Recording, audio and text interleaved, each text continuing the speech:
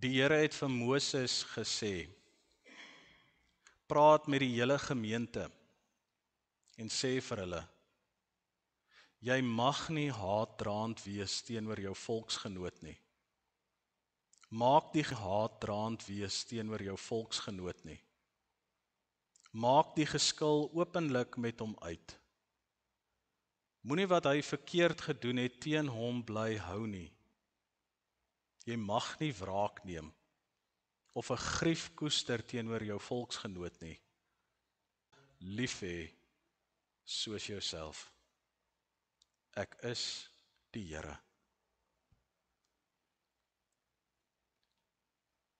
Here, in 1 Samuel 16 lees ons 'n kragtige teks wat sê die mense kyk na wat hulle kan sien met hulle eie oë, die fisiese liggaam.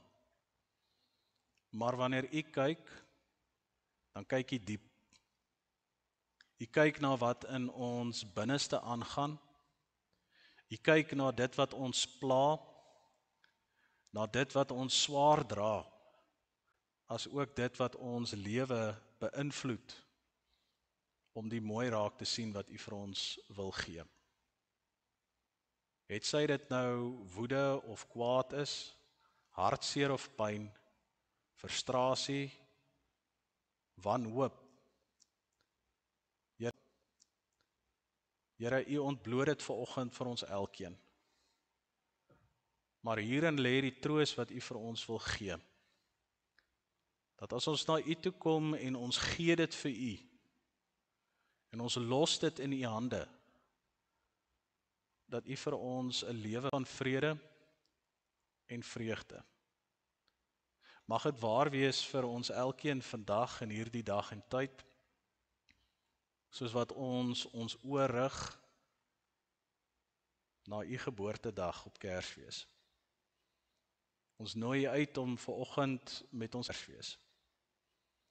Ons nooi u uit om vanoggend met ons elkeen te kom praat, en ons wil antwoord, Here, deur ons gebede en ons lofliedere. Ontvang ons, Here, net soos wat ons is, en wees ons genadig. Amen. Te genade en vrede kom na jou toe, van God die Vader en sy Seun Jesus Christus en die Heilige Gees. Daardie genade is verniet. Dit word vir jou gegee vanuit liefde uit. En al wat die Here van jou vra is dat jy dit sal neem met beide jou hande. En daarop sal reageer deur dit te gaan uitleef. Gemeente, ek nooi jou uit om jou Bybel nader te trek en saam met my oop te maak by die eerste boek van Johannes in die 2de hoofstuk. En ons gaan daar saam lees vanaf vers 7 tot 11. En wanneer jy hierdie gedeelte saam met my lees, hoor wat sê Johannes vir die gemeente. Hy gee vir hulle 'n gebod. 'n gebod wat so oud is soos Levitikus 19, toe God vir Moses gesê het, skryf hierdie opdragte neer. En hy sê letterlik vir die gemeente, net soos wat vir ons gesê word, kom terug na die Here toe. Verskuif jou fokus weg van alles wat jou aandag aftrek, en in hierdie geval, gemeente, die woede wat in jou leef. Dit wat jou verstrengel om die volheid van die lewe raak te sien, om mense raak te sien soos God hulle raak sien. Kinders van die lewende God. Ons luister na die woorde van 1 Johannes 2 vers 7 tot 11 met die fokus op sy. Maar ek wil jou uitnooi om vanoggend bietjie dieper in jouself te gaan kyk na daardie een ding wat jy saam met jou dra. Daardie een ding wat jy ingebring het vanoggend in die gemeente in, wat soos 'n reisgenoot saam met jou sit. Maar 'n reisgenoot wat jou verhinder om God raak te jou sit. Maar 'n reisgenoot wat jou verhinder om God raak te sien. Ek wil jou vra om bewus te raak daarvan. En of jouself te vra, wat maak dit aan jou? Wat veroorsaak dit in die binneste van jou binneste?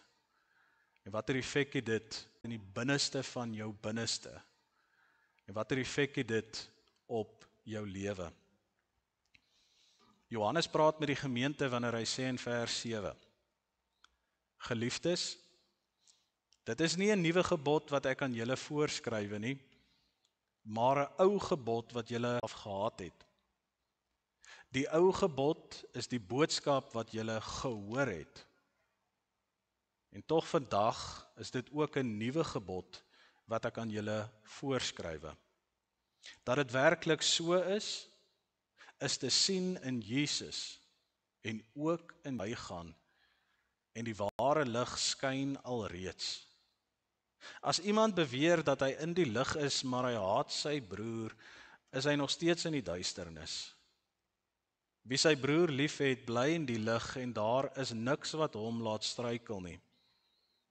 Maar wie sy broer haat, is in die duisternis en lewe in die duisternis, en hy weet nie waar hy gaan uitkom nie, omdat die duisternis hom blind maak. Gemeente, hoeveel tyd verloor ons in ons eie lewe?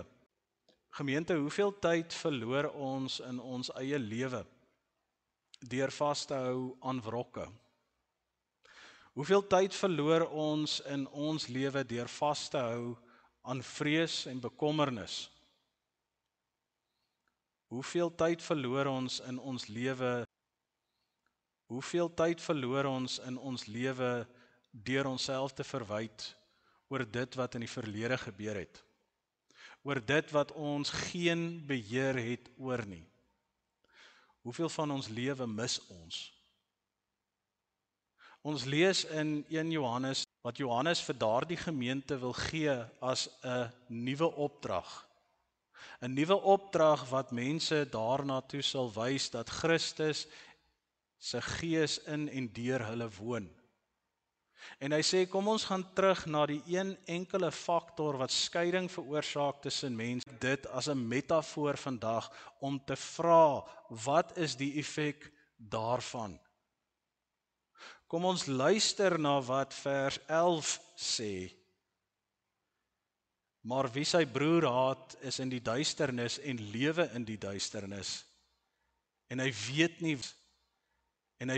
nie waar hy gaan uitkom nie, omdat die duisternis hom blind gemaak het. Jy sien gemeente, in ons lewe dra ons nie net swaar aan die laste wat gepaard gaan met die sonde nie. Ons dra nie alleen swaar aan die verwyte wat ons herinner aan 'n verlede nie. Ons word nie alleen gehinder deur vrese en bekommernisse, 'n gevoel van hulpeloosheid wanneer ons dink aan die toekoms nie. Dit is daardie goed wat ons naby ons dra, wat ons blind maak vir die lewe wat Christus vir ons gegee het. Die vraag is eens op 'n tyd gevra: hoe sou die lewe lyk as daar nie 'n noodsaaklikheid was vir geld nie? Hoe anderste sou die lewe nie gelyk het en skeiding tussen mense was nie? Hoe sou die lewe dan gelyk het?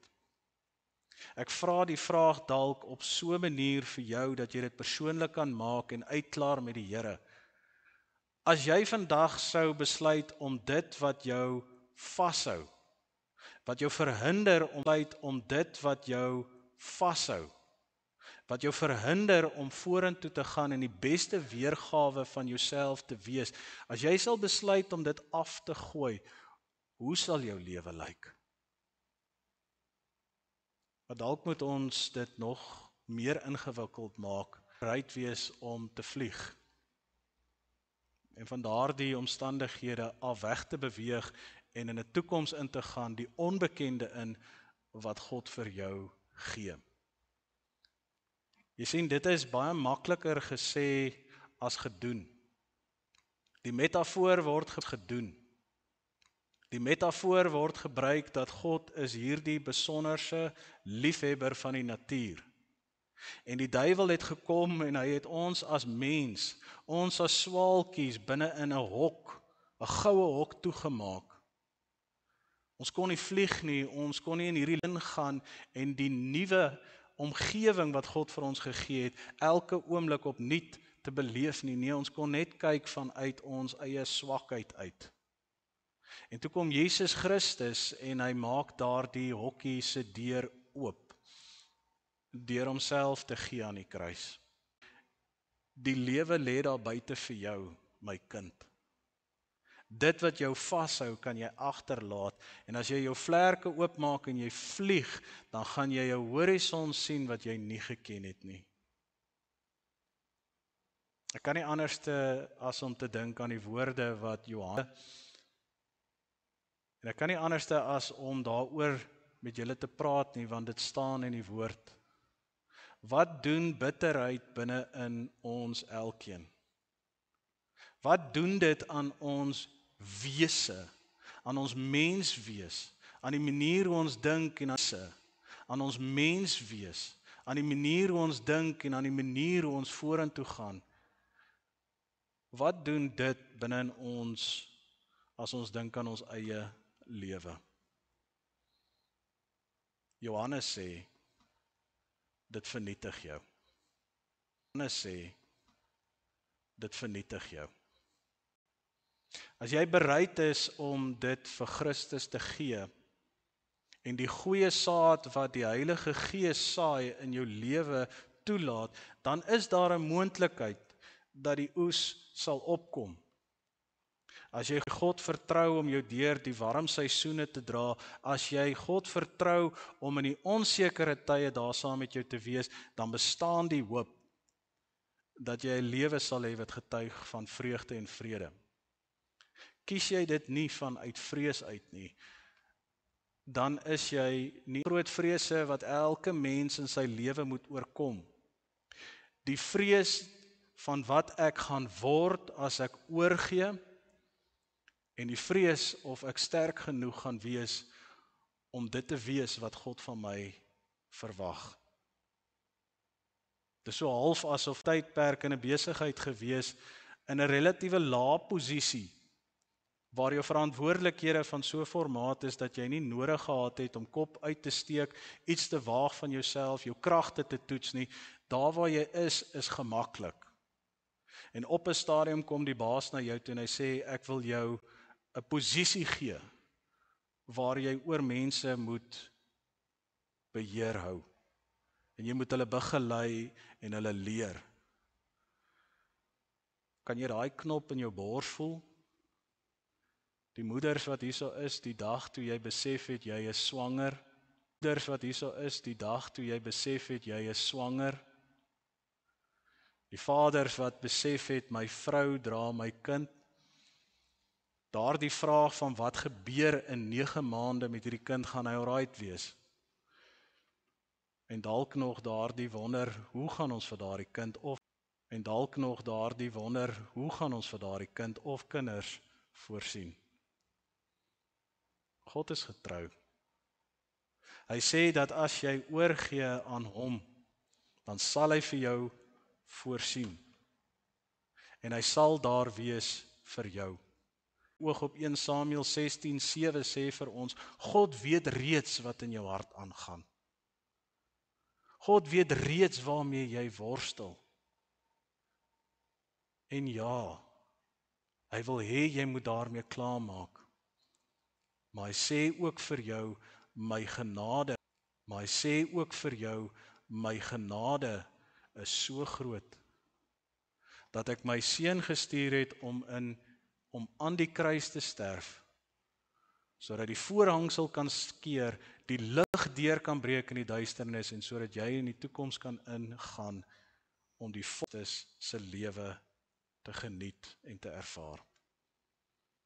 Gemeente, ons beweeg oor na ons primêre skrifgedeelte, wat ons kom uit die boek van Efesiërs uit in die 4de hoofstuk, en ons gaan daar saam die bekende woorde van Paulus lees in vers 25 tot 32. Die Here ons vra om in hierdie lewe anders te wees, om dit wat die wêreld verteenwoordig, dit wat soos gif mense doodmaak, af te gooi, en om te wandel in die voetspore van Christus, om te loop soos wat hy geloop het, in hierdie wêreld in te gaan dalk as 'n buitestander, om dalk in hierdie lewe in te gaan as iemand wat totaal anders te lyk, wat dalk uitgeskuif gaan word vanuit die gemeenskap uit, omdat hulle anders te dink. Mense wat in hierdie lewe ingaan, wat nie so bekommerd is oor die einde van die maand nie, want hulle is bekommerd oor die hier en die nou. Mense wat in hierdie lewe ingaan, wat nie 'n wrok hou nie, maar wat genade wil wys, selfs al staan sy vyand met 'n vuis. Ja, die Here vra vir ons om in hierdie lewe te leef, soos wat Christus van ons verwag. En dis deur hierdie liglyne wat Paulus sê, dat ons 'n lewe gaan kry wat getuig van vrede. Vrede wat alle omstandighede te bowe gaan. Ons luister aan hoe Paulus met die gemeente in Rome gesels het oor hoe hulle moet leef onder vervolging. Te midde van omstandighede wat nie goedgunstig is nie, mense wat hulle as te ware, hoe moet hulle optree? Dis wat Paulus vir hulle sê, toe hulle met hierdie wrok in hulle sit. Nou dat julle die valsheid afgelê het, moet julle onder mekaar net die waarheid praat. Want so is ons lede van dieselfde liggaam. Hierso, as julle moet kwaad word, as julle in daardie omstandighede julleself bevind waar julle ongemaklik is, waar daar iets binne in jou gebeur, dan moet jy nie sondig nie. En ek sê vir julle, moenie 'n dag kwaad afsluit nie. Maak daarmee klaar. Moenie die duiwel vatkans gee nie. As iemand 'n dief is, moet hy ophou steel. Hy moet deur harde werk op 'n eerbare manier self in sy lewensonderhoud voorsien. En dan sal hy iets sê om vir die armes te gee. En vuil taal moet daar sê om vir die armes te gee. En vuil taal moet daar nooit uit julle monde kom nie. Dis nie nodig nie. Dis nie nodig om ander mense sleg te sê nie. Dis nie nodig om oor die omgewing, om omstandighede wat in jou lewe is, wat ongunstig is, te murmureer nie. Nee, want Christus sê vir jou, praat net wat goed en opbouend is, volgens die eis van die omstandighede. Moenie kla nie, moenie vloek en skel wat goed is en opbouend is volgens daardie omstandighede. Vreemde woorde. Want Paulus sê, wanneer mense na jou kyk, dan moet hulle kan luister en kan sien wat jy doen. En sodat julle hoorders ten goeie droef nie, want hy het julle as eiendom van God beseël met die oog op die verlossingsdag. Moenie verbitterd of opvleend wees nie, of woedend word nie, moenie vloek of skel nie, moet niks doen wat sleg is nie. Wees goedgesind en hartlik teenoor mekaar, en vergewe mekaar soos God julle ook in Christus vergewe het. Ons neem 'n oomblik waar ons saam bid en die Here vra om met ons elkeen te praat. Ja, Here, wanneer ons na hierdie woorde van Paulus luister, en ons raak bewus daarvan dat die Gees van God vanoggend 'n spieël ophou, waarin ons onsself raak sien, dan weet ons, Here Jesus Christus, ons het U genade nodig, want ons begeer om 'n lewe te leef wat vol is, wat vreugde het, wat goedheid en guns sien tot die ewigheid en daarna nog meer in die goedheid van Christus te leef. Vader, daar is goed wat ons verstrengel vandag, dalk swaar op ons skouers rus. U weet wat dit is. As Paulus met ons praat, dan beteken hierdie woorde maar net vir ons woorde van een man. Maar wanneer die Gees van God deur Paulus, deur hierdie teks, Gees van God, deur Paulus, deur hierdie teks met ons elkeen praat, dan word dit lewend. Die trefkrag daarvan in ons elkeen se lewe raak ons, transformeer ons, beweeg ons in hierdie wêreld. Beweeg ons in hierdie wêreld. En so kom plaas ons onsself onder die gewig van die woord, sodat die woord ons lewe kan begelei, en sodat ons kan aansluit by dit wat U van ons vra, ja ook vir lewe, Vader, getuig van U teenwoordigheid, en van die genade wat ons ontvang het. Amen. Gemeente, Paulus sê in hierdie teksgedeelte wat ons sopas saam gelees het, daar gaan dae in jou lewe kom waar jy voor 'n situasie jouself bevind en jy dalk verkeerdelik optree. Daar gaan dalk tye wees, sê Paulus, waar jy gaan kwaad word. Wanneer die onreg oor jou pad kom, het sy dit nou is die onverwagste omgewing of omstandighede dat jy dalk jou werk verloor het, dalk daardie onverwagte situasie waar jy moet afskeid neem van 'n geliefde. Jy gaan dalk jouself in 'n situasie bevind waar die uitkoms wat jy verwag het totaal die teenoorgestelde is. Dat die aansoek wat jy gegee het is. Dat die aansoek wat jy gegee het om by 'n nuwe besigheid in te skakel van die hand af gewys het. Waar jou paaie wat jy gedink het gaan jou lei na een kant toe verhinder word. En in daardie omstandighede sê Paulus, jy mag gefrustreerd wees. Jy mag kwaad wees. Maar moenie in daardie kwaad volhard nie. As Paulus die metafoor gebruik van moenie die dag noodwendig laat staan jou woede teen die einde van die aand nie. Hy kom sê nie noodwendig jy het die reg om te kan murmureer totdat jy gaan slaap en môre moet jy nuut begin nie. Paulus sê nee. In die oogwink van God is 'n dag In die oogwink van God is 'n dag net so verby. En hy sê, soos wat die maan opkom en die son gaan sak en die son weer opkom en die maan gaan sak, so moet dit 'n ritme in jou lewe wees dat wanneer iets gebeur, jy erns maak aan God. Want jy besef wat die gewig daarvan gaan wees as jy toelaat dat dit deursyfer na jou binneste. Hoe groot is 'n viool spinnekop? Daardie spinnekop met die rooi agtersteewe. Meer na spinnekop. Hoeveel milligram het jy nodig om in te kry voor jy tot sterwe kom?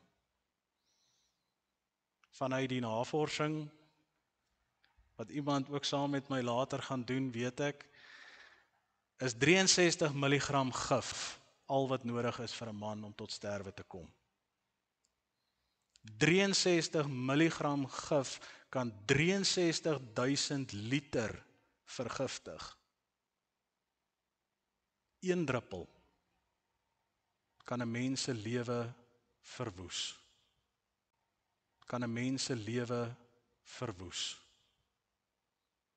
As ons die erns hiervan verstaan, waarom verstaan ons nie die erns daarvan dat as ons 'n wrok dra in ons binneste, dat ons verstaan wat die uiteinde gaan wees in ons lewe nie? Waarom verstaan gaan wees in ons lewe nie? Waarom verstaan ons dan nie dat wanneer Jesus Christus sê, laat staan dit wat jou pla, gee dit oor aan my, dat ons dit kan insien, doen ons dit nie, dan vernietig dit ons lewe. Paulus sê, Christus Jesus wat gekom het aarde toe, kon gekom het vir geen doel nie. Of hy kon gekom het deur jou te herinner daaraan dat jy vry is. Die kruisgebeurtenis vir die gemeente in Rome sê Paulus, moet die dryfkrag wees om bo Christus se liefde vir jou, die belofte van sy goedheid en guns in jou lewe, behoort die dryfkrag vir jou te wees om vorentoe te gaan, om klaar te maak met dit wat jou verstrengel, om klaar te maak met dit wat jou vashou. Christus sê ek het jou duur gekoop. Daar's 'n verhaal van 'n treindrywer wat net een kind gehad het, 'n geliefde seun. En hierdie treindrywer is getaak om by 'n brug te sit en om wag te hou vir ander wat sal kom. En hierdie brug is ook bo oor 'n meer gebou. En hy het die kontrole bestuur dat wanneer daar geen treine is nie, dan moet hy die brug draai sodat die skepe kan inkom. Wanneer hy die geluid hoor van die trein wat naby kom, dan moet hy die brug draai sodat die trein weer kan oorkom. Die tragiese van die lewe was, sy kind was eendag saam met hom daar. En dit was 'n besige dag. En daar was baie wat gedoen moes word, en hy het sy kind langs aan hom gehad. Maar soos kinders is, het die kind begin speel, eers 'n bietjie verder van sy pa af, toe in 'n ander vertrek en toe buite. En so het hy beland daar waar die brug moet beweeg. Want hy het gesien hoe sy pa hierdie kontrole bestuur, maar hy wou sien. Hy het in die kontrolekamer gesit en hy het gehoor hoe die trein nader beweeg en hy het die klanke gehoor. En hy was besig om reg te maak om die knop te druk, toe sien hy daar in die verte by die brug is daar 'n beweging. En hy trek sy verkyker nader en hy kyk na wat daar aangaan. En hy het 'n keuse om te maak. Draai hy nie die brug sodat daar die trein kan oorgaan nie, dan gaan daar hoeveel mense sterf. Maar sy seun sal sterf, doen hy dit. Wat sou jy maak? Wat sou jy maak? Die verhaal gaan verder dat daardie pa sy seun geoffer het terwyl die trein oorgaan. Maar weet jy wat was die slegste van daardie verhaal? Daardie 300 plus mense wat op die trein oor die brug gegaan, opoffering wat gemaak is.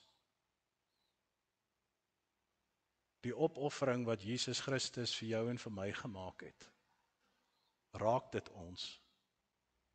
Beteken dit iets vir ons vandag wanneer ons verstaan dat daardie genade wat ons aan God gegee, die ewige lewe, daardie ongelooflike liefdesbelofte wat sê in hierdie lewe sal ek met jou gaan, ek sal voor jou uitgaan, ek sal saam met jou beweeg, ek beloof vir jou goedheid en guns net waar jy sal kom, daardie beloftes, beteken dit iets vir jou as ook vir my. Paulus sê, moenie dit wat in hierdie lewe op 'n gereelde basis sal opdaag, jou lewe versuur nie. Leer by my, leer by Jesus Christus. Hy het gekom in omgewings en omstandighede wat nie goedgunstig vir hom was. In omgewings en omstandighede wat nie goedgunstig vir hom was nie. En tog het hy lief gehad. Tog het hy aangeraak. Tog het hy vergewe. Die voete van sondaars gewas. Hy het die vrede van God gehad. Hy het die vrede van God gehad soos wat hy geleef het en nog steeds is hy gekruisig. Jy en ek word genooi om in hierdie wêreld ook te kan leef soos Jesus Christus. Dalk daar waar ons geplant is dit nie goedgunstig nie. Maar God sê vir jou, ek sal waarmaak wat ek beloof het deur my seun. Jy beteken vir my iets en ek sal vir jou sorg. Wanneer ons deel in die doop, dan kan dit nie anderste as om stil te raak by daardie doopvond en te besef waar die kind so jonk soos wat hy of sy is, verstaan nog nie wat aangaan nie. Maar Jesus Christus het daardie kind in hierdie wêreld ingestuur en hy het hom lief en haar lief. Nog voor sy na ma se moederskoot was, het Jesus haar liefgehad. Hy neem die eerste tree en hy sê, kind, die toekoms lê voor jou uit en ek wil net die beste vir jou hê. En dan gebeur die realiteit waarmee baie van ons worstel. Baie van ons worstel. Ons word verstrengel binne in die omgewing en die omstandighede waarin ons onsself bevind. Baie vinnig word ons ingeslurp deur die werklikheid waarin ons onsself bevind. Ons omstandighede raak groter as ons geloof. Ons omstandighede raak groter as God. En ons vergeet hierdie beloftes van goedheid en guns. En dis waarom Paulus sê in hierdie teksgedeelte, as jy enigiets moet hoor, gemeente in Rome, hoor vir my die volgende. Die Gees van God bedroef nie, want hy het julle as die eiendom van God beseël met die oog op die versoenings- en verlossingsdag. Wanneer is ek en jy verlos? Ons is verlos toe Jesus Christus aan ons sonde skuld. En die Gees van God het Jesus Christus gesê, leef nou in ons, want hy sê, ek stuur julle nie in hierdie wêreld in nie, as weeskinders nie, maar ek kom weer na julle toe terug, deur my Gees. Ek het julle vrygemaak, julle het my aangeneem, julle het gesê, julle het my aangeneem, julle het gesê, ons ontvang die ewige lewe met vreugde. Ons hou hier naby ons. Paulus sê, wanneer jy en ek in hierdie lewe ingaan en ons hou vas aan ons wrokke, ons hou vas aan daardie goeders wat ons letterlik vir die Gees van God, die ewige lewe wat Jesus Christus gebring het, is vir ons genoeg. Maar ons het U nie nou meer nodig nie. Staan kant toe. Ons sal ons eie lewe loop. Dis harde en wat ons elkeen stry. En dis die besonderse van 'n mens. Ons elkeen wat hier sit, het 'n stryd wat ons beklei. 'n Ongesiende, ongehoorde stryd waarvan niemand weet nie. En Christus sê deur Paulus vir jou, jy het nie nodig om aan te hou, vashou met hierdie stryd nie. Die stryd is reeds oorwin. Ek het reeds vir jou gesorg. Wat het jy nodig? Jy het nodig om vas te hou aan dit wat ek vir jou gesê het om te doen. Paulus gebruik die etiese beginsels om te sê, gewe weer my Engels, bly by die basics. Leef soos wat Christus Jesus van jou verwag om te leef, en ek beloof vir jou, alles sal uitwerk soos wat dit moet. Sal dit beteken dat jou lewe makliker sal wees? Glad nie. Maar sal dit beteken dat jy in hierdie lewe anders te kyk daarna, anders te beweeg, anders te reageer en anders te lyk vir mense? Maar is 'n rare verskynsel van mense wat daadwerklik in hierdie woorde streef. Dalk ken jy so iemand. Ek ken vir Jesus. Jesus wat vir ons gewys het, hy was in die wêreld, maar nie van mense gesond gemaak.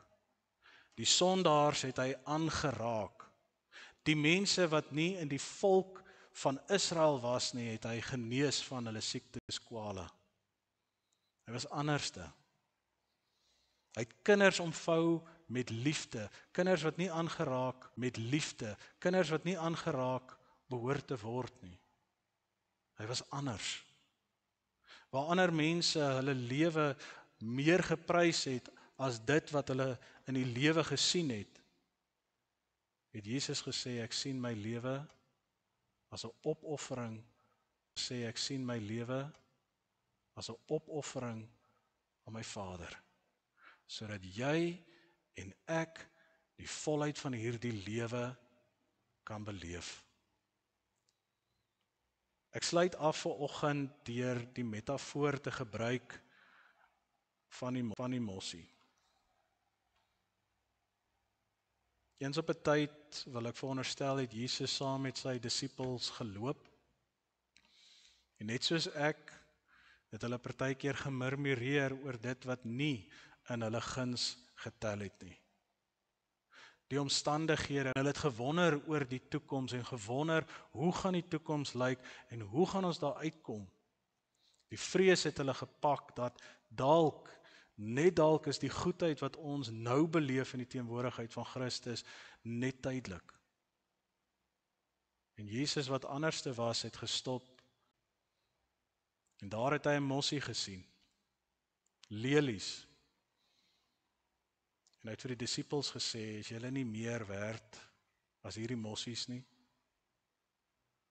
Sal die Vader wat in die hemel is, wat vir hierdie mossie sorg daagliks, nie meer sorg wat vir hierdie mossie sorg daagliks, nie meer sorg vir julle, die wat in Christus glo nie? Gemeente, is dit nie tyd dat ons klaarmaak met dit wat in ons lewens swaar las? Is dit nie tyd dat ons God volkome vertrou met ons lewe en ons toekoms nie?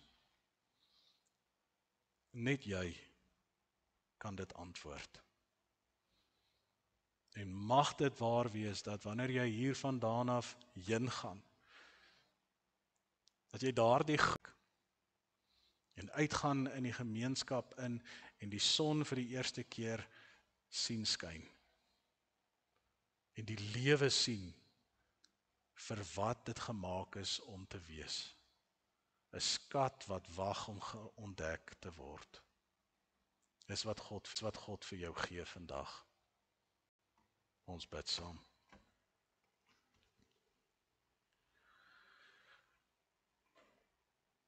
Here, hoe sê 'n mens dankie vir die grootskaalse liefde wat U vir ons daagliks wys?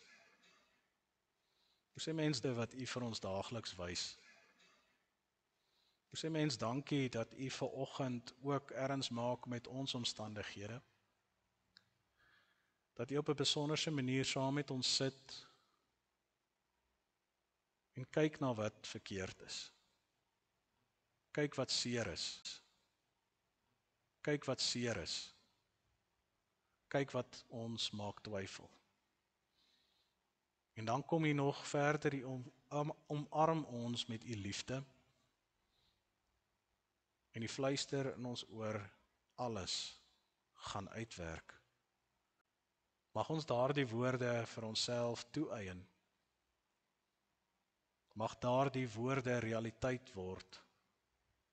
En mag ons in 'n toekoms ingaan wat getuig van vrede. Vrede wat alle omstandighede te bowe gaan. U is die begin en die volëinding van tyd. U was, is en sal altyd wees. U woord is vas. U beloftes is vas. Daarom weet ek, dit is ook waar vir my. Dit is ook waar vir my. Mag ons daardie woorde glo, Here, en mag ons daarop reageer. Amen. Ontvang nou die seën van die Here. God die Vader, Christus en die Heilige Gees het jou lief. Innig lief.